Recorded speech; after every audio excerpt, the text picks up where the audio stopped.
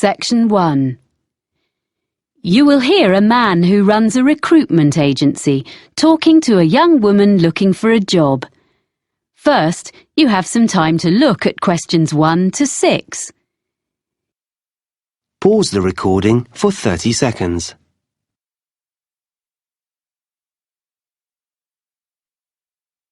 You will see that there is an example that has been done for you.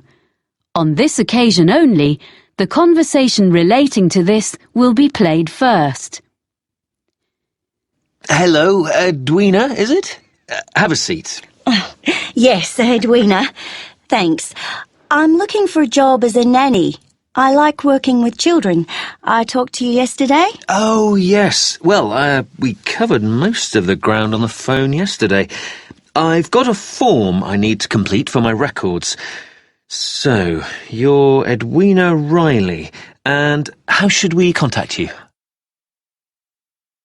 The woman's name is Edwina Riley, so Riley has been written in the space.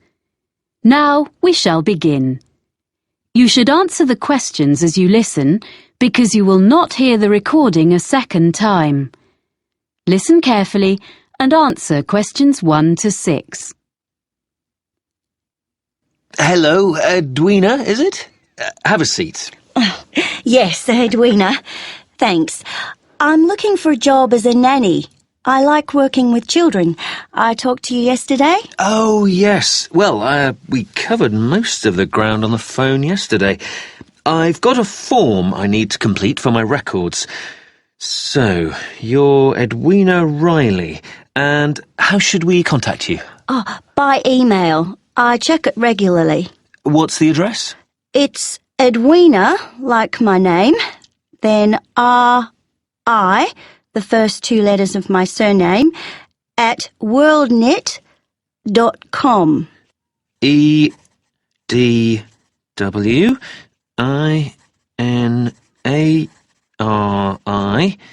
at worldnet.com? Yes. Good. And you're from Australia? Actually, I'm a New Zealander. Oh, I'm sorry. I bet it's really irritating being told you're an Australian. Like Canadians being asked what part of the States they're from. I'm used to it. It happens to us all the time. And now, you said on the phone that you could bring me some references. One from someone who's known you in a professional capacity and one personal one. Oh, yeah. Here's one from John Keane, who was the manager at the Play Centre in Wellington, where I worked for 3 years after I left school. It's got all his contact details on. Thank you. So, this was your last employer? Yes, apart from a bit of waitressing recently, but that was just temporary. I'm sure John will answer any questions if you contact him. We do run checks, yes. And a personal reference? Oh, you can contact the friend of my mother's I'm staying with here in London, Eileen Dorsini. She's a professor. She's known me all my life because she used to be our neighbour back home when she was a primary school teacher there. Now she's working here at the Institute of Education. Oh, good. I've got her contact details here for you. Thanks. I think I have some jobs to suit you. Oh, do you have any practical qualifications, by the way? Life-saving, music, anything? I've got an up-to-date first aid certificate. I did a course when I was working. That's good. First aid. Anything else? Well, I've got a driving licence, as I told you on the phone, but that's not special, you said. Almost everyone needs that, really. I've got a sailing qualification. It's a certificate of competence. So you're a yachtswoman? I love sailing. Well, I'll note you have a certificate. Before you hear the rest of the conversation, you have some time to look at questions 7 to 10. Pause the recording for 30 seconds.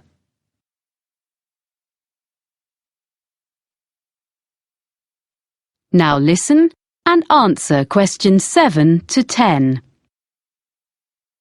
Now, as I mentioned yesterday, there are 3 families, and the job description is much the same for all of them, as I explained. There are a few other things you need to know. Anyway, the first family is here in London. Yes, I did make a few notes. London, that's the Bentons with 2 children? Yes, that's right. A girl of 3 and her brother, who's 8. The little boy has a quite serious food allergy. Did you learn about things like that on your course? Oh, well, I know what to do if someone has an allergic reaction. Good. But what they mainly want is someone with an interest in sport, as, well, that's the kind of family they are. Oh, that's okay. I'll enjoy that. Good. Now, the next people are in the country near Oxford. Oh, yeah, the Grangers? Yeah, so they have twin boys of 5 who are a bit of a handful, I suspect. But it's a lovely place, quite a grand house, and the family is extremely welcoming. They keep horses. Do you ride? I did when I was younger. I like animals generally. Well, Animal Lover was their special request, so you'd be fine there. The last family... Yes? I don't think I told you. They live in Scotland. Really? What's their name? Campbell. Oh, yes. And they have 4 girls under 10? That's it. They have a lovely city flat, and they own a small island. Wow! Actually, you might get on with them very well. They particularly wanted someone who would be prepared to cook when they go camping on the island. Camping would really suit me, and I'm used to taking my turn doing the food, but it is a long way from London. Yeah, well, you can think about it. Then, as soon as I've checked your references, we can arrange for you to talk to all of the families. Right. Thanks very much. Thank you. I'll email you as soon as I can. That is the end of section 1. You now have half a minute to check your answers.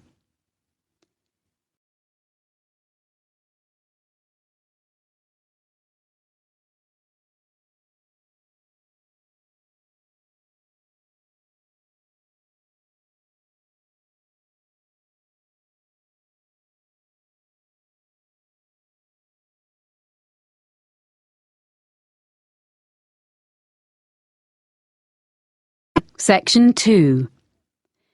You will hear a woman talking to a group of people who are looking round a sports and leisure centre. First, you have some time to look at questions 11 to 14. Pause the recording for 30 seconds.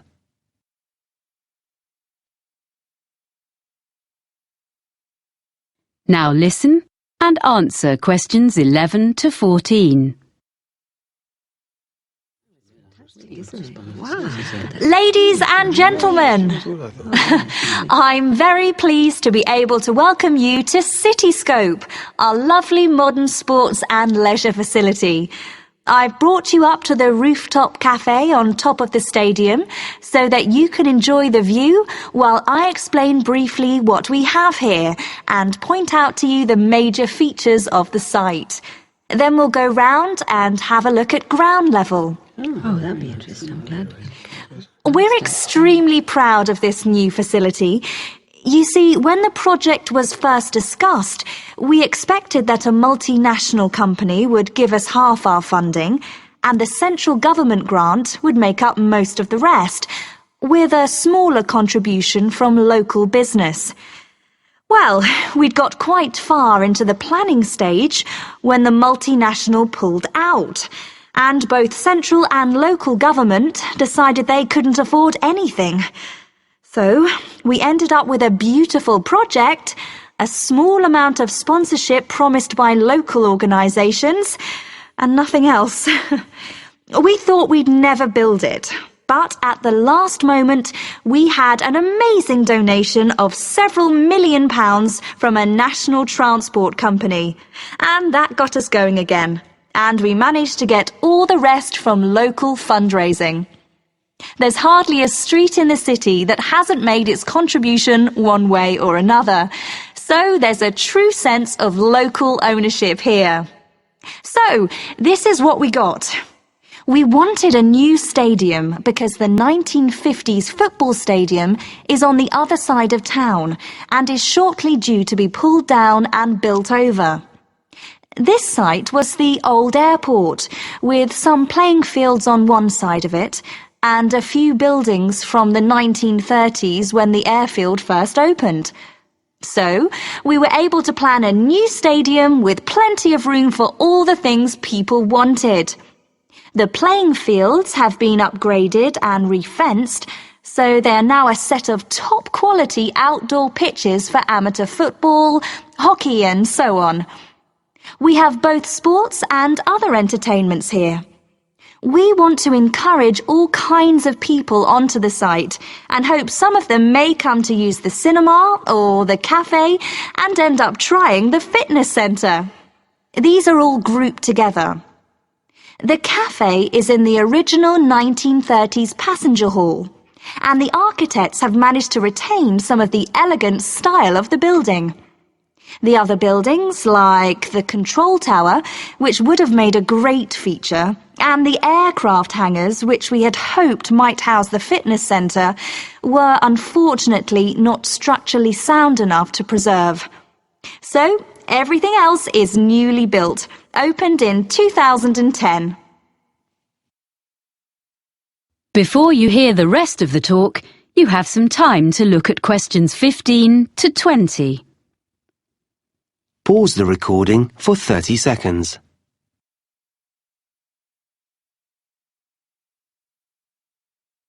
Now listen and answer questions 15 to 20.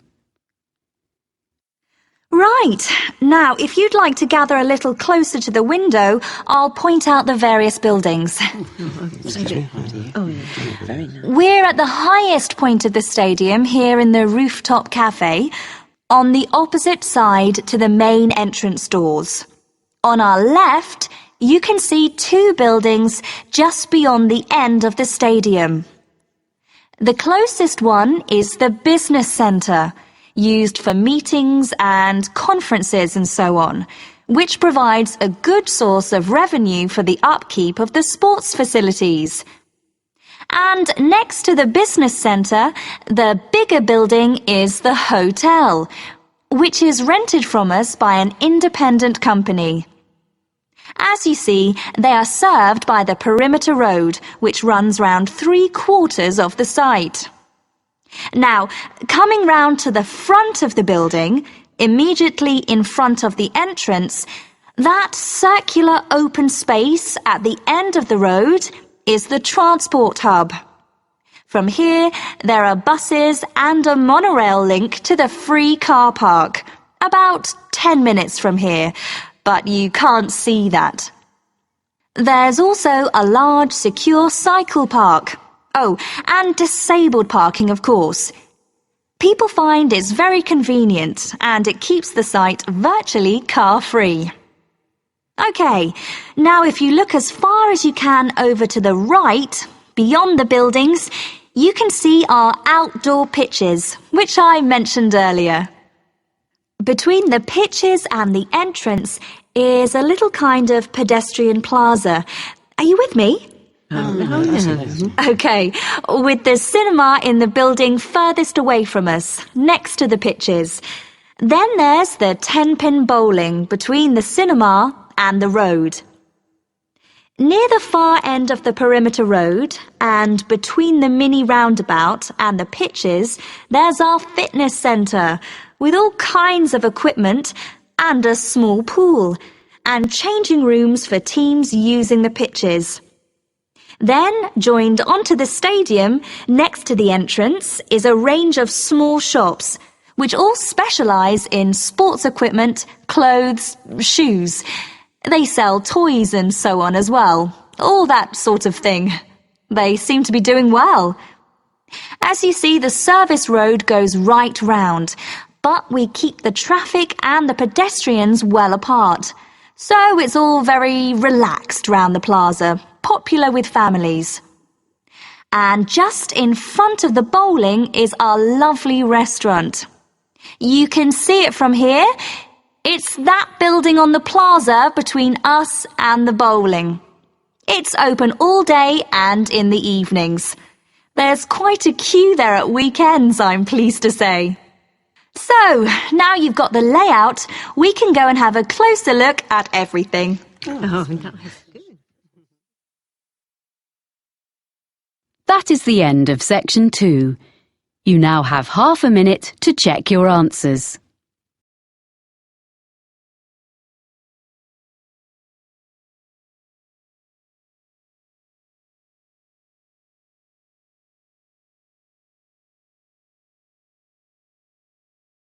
Section 3.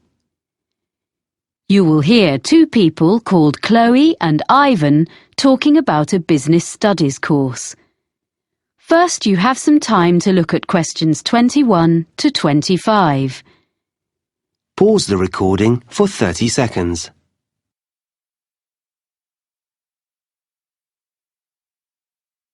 Now listen carefully and answer questions 21 to 25.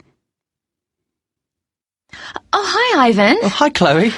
I'm glad I bumped into you because I've been looking at this prospectus about courses at the university. I'm thinking of doing a business studies degree. Isn't that what you're doing? Yes, I'm about to start my 3rd year. I think you'd enjoy it. Is there something on the course that you're not sure about? Well, you know I've been working for a publisher for the last 4 years as a production assistant. That will be really valuable experience because a lot of people go to university straight from school and don't have that kind of background. Yeah, I know. And I'm used to dealing with figures and percentages and things, but it's been a while since I've sat down and put my ideas into an essay. I was never that good at it, and I'm not sure I can do it now. But you did okay at school, so I'm sure you'll soon get into it again. I was worried about different things when I started, like if I'd be able to use all the computer programs. But you only really need the basics. You have to do a lot of presentations, and I thought that would be hard. But we'd actually had such a lot of practice at school, it was fine. But did you find writing essays easy? It was okay, but I was hopeless at getting them in by the deadline. And I was always late for lectures, so I had to work hard at that, and I tend to be early now. It's good that you've sorted yourself out before you go and get a job, or you might not have it very long. I think the course looks really interesting. It is. And it also gave me the chance to spend 6 months working in a local business last year. That's not so important for me, unless I could go abroad to use my foreign languages. But that doesn't seem to be on offer, which is a shame. What really appeals to me, though, is the idea of being assessed throughout the year. I think that's a much more productive way of learning, instead of everything being decided in an exam at the end. It's good for people like you who are hard-working all year round. You'll be spending all your time in the library. They've just expanded it too. That's good. Well, yes and no. They've made the study area bigger, but it means they've taken some of the magazines and periodicals away. So I think it was better as it was. The university is expanding all the time, and there are lots of new courses coming next year. Well, that's great news, isn't it? It means the college will have a better reputation, as more people will hear about it. So that's good for us. I agree, but they really need to add more lecture rooms, as we often have lectures in tiny rooms. Well, you obviously think overall it's a good place to do a degree. I should probably go and have a look round. Well, it's holidays now, and there's not much going on there. Oh, so it's probably not worth going in now. But you could email my tutor. I know he'd be happy to answer any questions. I can give you his email address. I looked at quite a lot of other universities and read loads of prospectuses, but I thought this one was the best. Before you hear the rest of the conversation, you have some time to look at questions 26 to 30. Pause the recording for 30 seconds.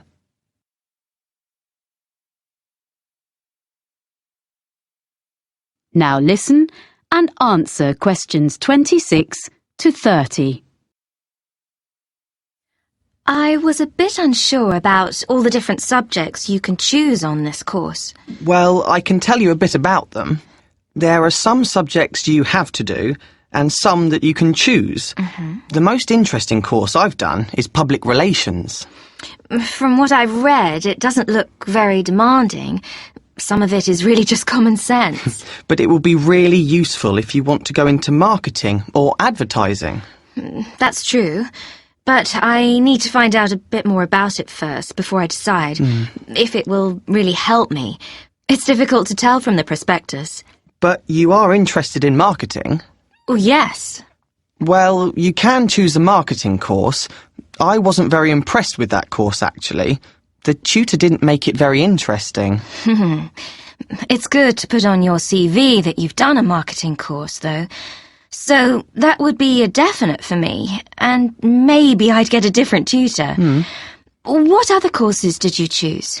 I'm doing taxation, as I was thinking of training to be an accountant, but I'm not sure now. Oh, that will be a good option for me, because I enjoy working with figures.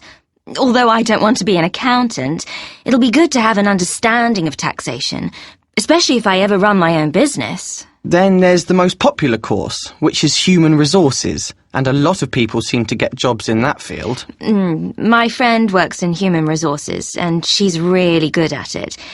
But I don't think I've got the right personality, so I'd give that one a miss. I'm more interested in how businesses actually work, the structure.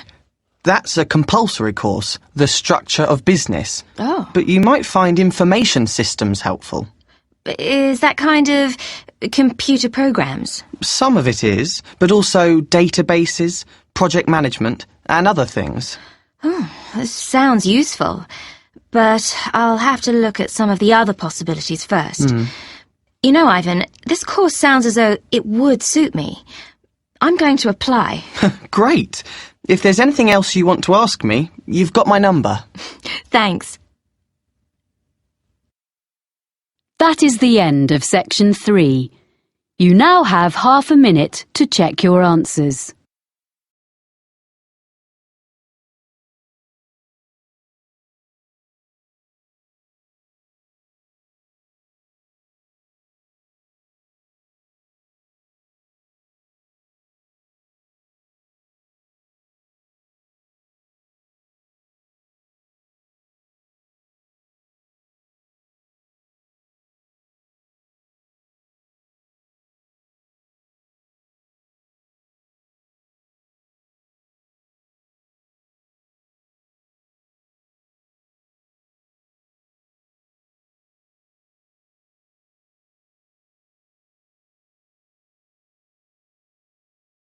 Section 4. You will hear a talk by a meteorologist about weather forecasting. First, you have some time to look at questions 31 to 40. Pause the recording for 1 minute.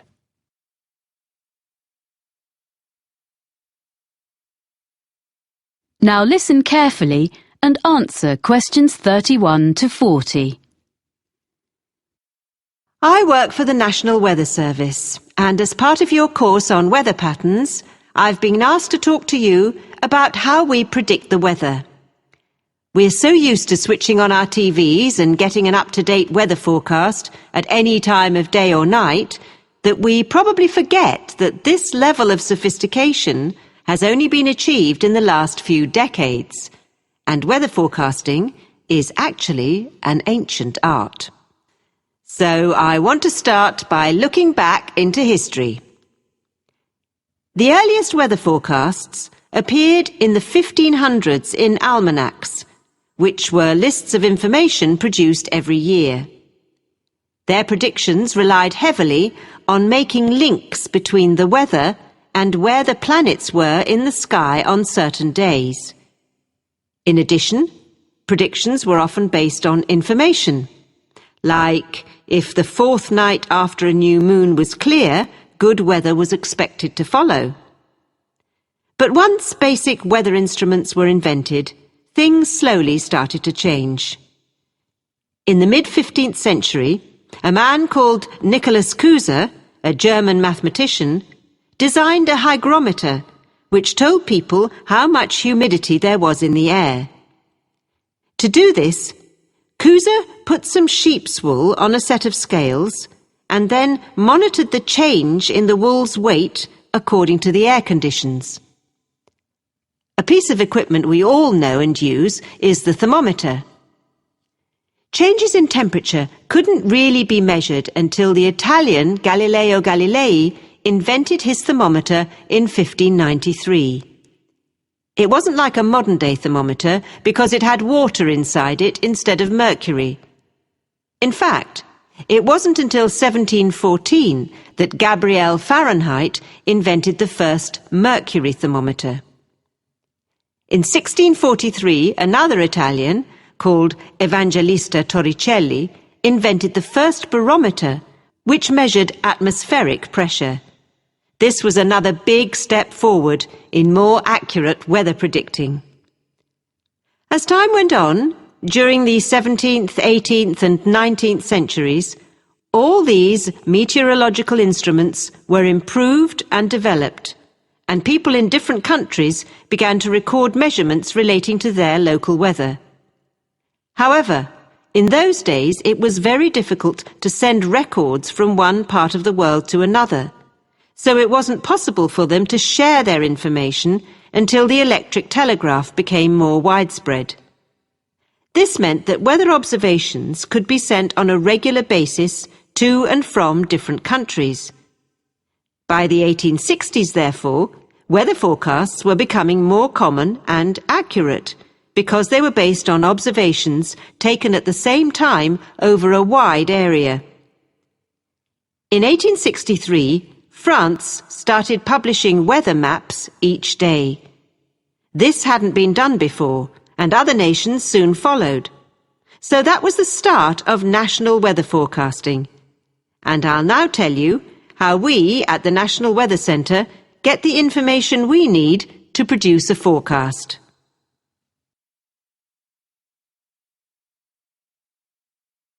Even today, one of the most important methods we use is observations, which tell us what the weather is doing right now. Observation reports are sent automatically from equipment at a number of weather stations in different parts of the country. They are nearly all based at airports, although a few are in urban centres. The equipment senses temperature, humidity, pressure, and wind speed direction. Meteorologists also rely really heavily on satellites, which send images to our computer screens. What we see on our screens is bright colours. Orange represents dry air, and bright blue shows moisture levels in the atmosphere. The satellites are located 22,000 miles above the surface of the Earth, and it's amazing that despite that distance, it's possible for us to make out an individual cloud and follow it as it moves across the landscape. In addition to collecting data from the ground, we need to know what's happening in the upper levels of the atmosphere. So a couple of times a day, from many sites across the country, we send radio sondes into the air. A radio sonde is a box containing a package of equipment, and it hangs from a balloon which is filled with gas. Data is transmitted back to the weather station. Finally, radar. This was first used over 150 years ago and still is.